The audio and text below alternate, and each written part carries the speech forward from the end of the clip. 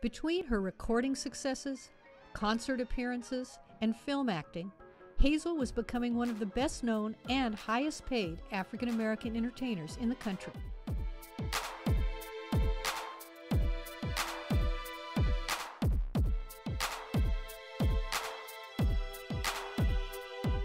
Then her career hit a roadblock. She was working on the 1943 Mae West musical, The Heat's On, for Columbia Pictures. In the movie's final scene, Hazel leads a group of African-American soldiers and their sweethearts in a rousing song and dance number, sending them off to war. Rehearsals went great. That is, until Hazel discovered that the director and costume designer were planning to have the women wear grubby aprons during the scene. Hazel hit the roof. She told the director that no black woman would ever wear a dirty apron when seeing their man off to war. The director told Hazel that how others were costumed was none of her business. So Hazel went on strike. She refused to perform her scene until the women's costumes were changed. After a 3-day standoff, the director finally agreed to her demands. The women's aprons were switched to attractive floral print dresses.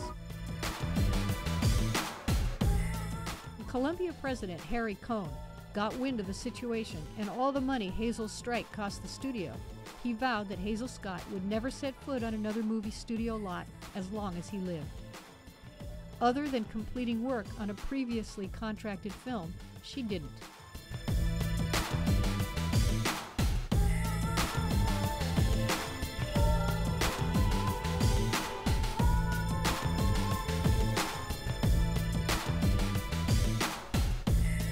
So this show that's just getting underway nationally.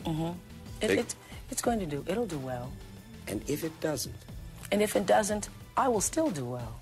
Got the Oscar, I got the Emmy, I got the 2 Tonys. I've done Broadway, I've done off-Broadway, I've done TV, I've done film, I've done all of it. I have a career that's probably comparable to Meryl Streep, Julianne Moore, Sigourney Weaver. They all came out of Yale. They came out of Juilliard. They came out of NYU. They had the same path as me, and yet I am nowhere near them. Not as far as money, not as far as job opportunities, nowhere close to it. And yet, I have to constantly get on that phone, and I have fabulous agents, by the way. They are getting it. But I have to get on that phone, and people say, "You're a black Meryl Streep." You are, and we love you. We love you. There is no one like you. Okay, then if there's no one like me, you think I'm that? You pay me what I'm worth. You give me what I'm worth. And even in terms of roles.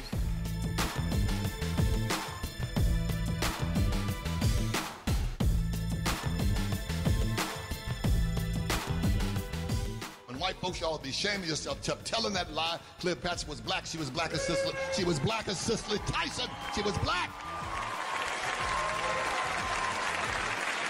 Cleopatra 5. She was black. Egyptian. That's in Africa. That's not some small village in Sweden.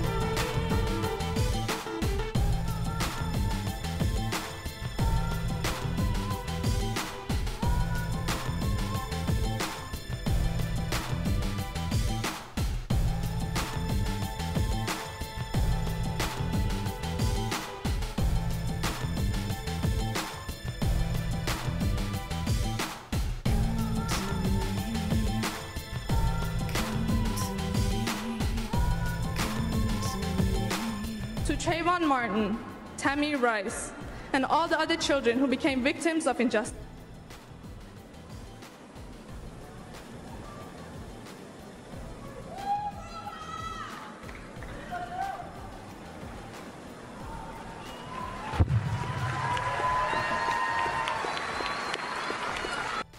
Hi, my name is Ruha Hapar, and this is a continuation of my speech.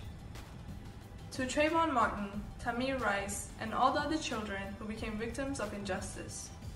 To the kids across the globe affected by war, famine, persecution, and child labor, who have lost years of education due to hunger, displacement, lack of finances, and lack of educational resources, I'm sorry.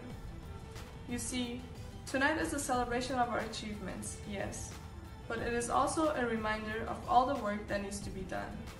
And as much as I hate to say this, class of 2019, we just might be the future. So no matter which path you take in life, or where you end up in the next decade, remember, you have an obligation to your community and to the world at large. And I would like to take this moment to thank the people and organizations that have made an impact in my life